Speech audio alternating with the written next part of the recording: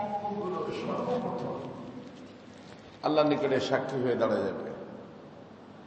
যখন কোনো গুনাহগার মানুষ আল্লাহর দরবারে হাজির হবে, তখন সর্বপ্রথম সাক্ষী কে হবে?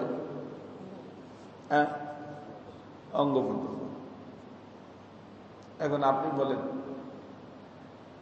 যদি কারো ছেলেই সাক্ষী দেয় তার বাপের জন্য, আমার বাপ এটা করছে, এটা হত্যা করছে, বলার কিছু আছে?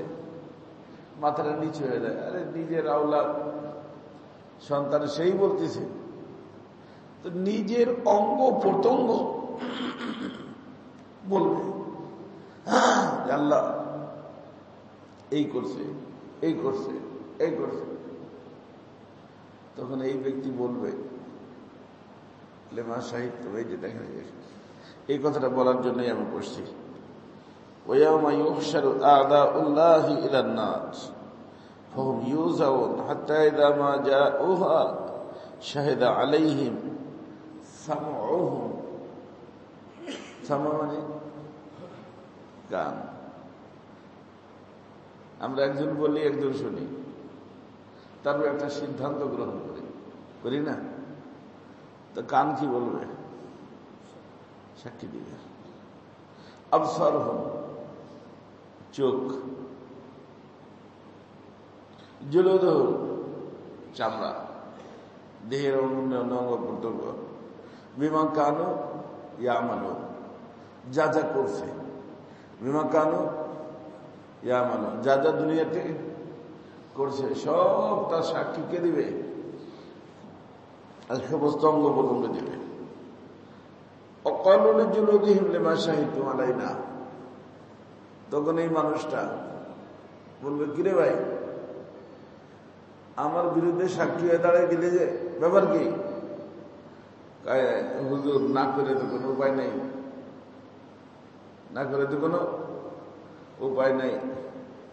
কারণ যেই রব্বুল আলামিন সকলকে বাকশক্তি দান করছেন, সেই আল্লাহ আজকে আমাদেরকেও বাকশক্তি দান করছেন এবং আমাদেরকে বলার জন্য নির্দেশ দিচ্ছেন।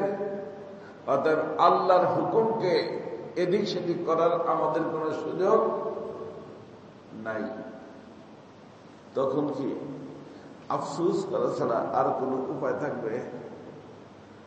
আফসোস করা ছাড়া আর কোনো উপায় থাকবে না। ভাই দোস্ত, এই দিন আপনার আমার যে কোনো দিন আসতে পারে। এই দিন আসবে কি আসবে না? আসবে না। কার কার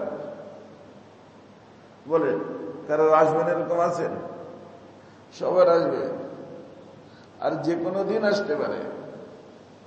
এই দিন যে কোনো দিন আসতে পারে। এই জন্য কোরআন কারীমের এই সমস্ত কথার উপরে আমরা ইয়াকিন আনব। ইয়াকিন করে যখনই কোনো গুনার প্রোগ্রাম হবে, শোনেন, সাক্ষী যেরকম গুনার হবে, সাক্ষী এরকম নেকির হবে। গুনার সাক্ষী আবার কি?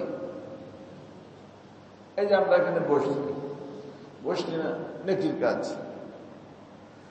আমাদের কতগুলো সাক্ষী হয়ে গেছে। বলা যে নেকির কাজ হোক, গুনার কাজ হোক, সাক্ষী হয় কয়টা? চারটে। কয়টা? নেকি হোক, গুনাহ হোক, সাক্ষী চাইতে। এই যে একটা তো অঙ্গ প্রত্যঙ্গ, আর একটা হলো ফেরেশতা, আর একটা হলো যেই জায়গায় বসে আমি গুনার কাজ বা নেকির কাজ করি ওই জায়গা, আর একটা হলো নথিপত্র। ফেরেশতারা কিরামান কাতিবিন ইয়ালামুনা মা তাফআলুন, যা করি ওটা লেখে। তো লেখা নথিপত্র একটা, ফেরেশতারা নিজেরা একটা, অঙ্গ প্রত্যঙ্গ একটা। যেই জায়গায় বসে ভালো কাজ করলাম বা খারাপ কাজ করলাম ওইটা কটা? এটা চারটের কোনটা কি আমাদের হাতে? আমি যদি বলে, এই জমি যা দেখছো, আমি এই যে তোমার ভিতর বসে বসে যে এদিক সেদিক প্রোগ্রাম করলাম, এ তুমি বললো না, শুনবে তো বাবা? লোকজন তো শুনবে, কিন্তু জমিন কি শুনবে? এই ঘরের দর দেওয়ার কি শুনবে? শুনবে? কার কথা শোনে বলেন তো দেখি? কারণটা শোনে? কারণটা শোনে না। ও মালিকিনটা শুনবে। কারটা? মালিককে? আল্লাহ। আল্লাহ ওকে বলে রাখছে যা যা হয় সব আমার বলবি। ভালো হলে ভালো বলবি, খারাপ হলে নাকি ভালো হলে ভালো, খারাপ হলে খারাপ। ফামান ইয়ামাল মিসকালা যাররাতিন খায়রান ইয়ারা ওয়া মান ইয়ামাল মিসকালা যাররাতিন শাররান ইয়ারা। এই জন্য দোস্ত, এই চার সাক্ষী থেকে বাঁচার কারো কোনো উপায় নেই, কারোই কোনো উপায় নাই। কয়েকদিনের দুনিয়া, কেন নিজের আখিরাত নষ্ট করি? এই জন্য এই চারটে সাক্ষী যাতে আমার বিরুদ্ধে না যায়, এই চার সাক্ষী যেন আমার পক্ষে থাকে, এই চিন্তা সবসময় রাখবো। আল্লাহ আমাকে তৌফিক দেন, আপনাদেরকে তৌফিক দেন। কটা সাক্ষী কি রাখবো? পক্ষে না বিপক্ষে? হ্যাঁ, পক্ষে রাখার জন্য ভালো কাজ, বিপক্ষে যাওয়ার জন্য খারাপ কাজ। আর ভালো কোনটা খারাপ কোনটা আপনিও বলেন। আল্লাহ রাসূল বলছেন ইস্তাফতে নাফসাক ইস্তাফতে কালবাক। নিজের নফসকে, নিজের মনকে জিজ্ঞেস করো কোনটা ভালো কোনটা খারাপ। এই যে আমরা এখন বসা আছি, এটা ভালো না খারাপ? হ্যাঁ, জানে নাকি?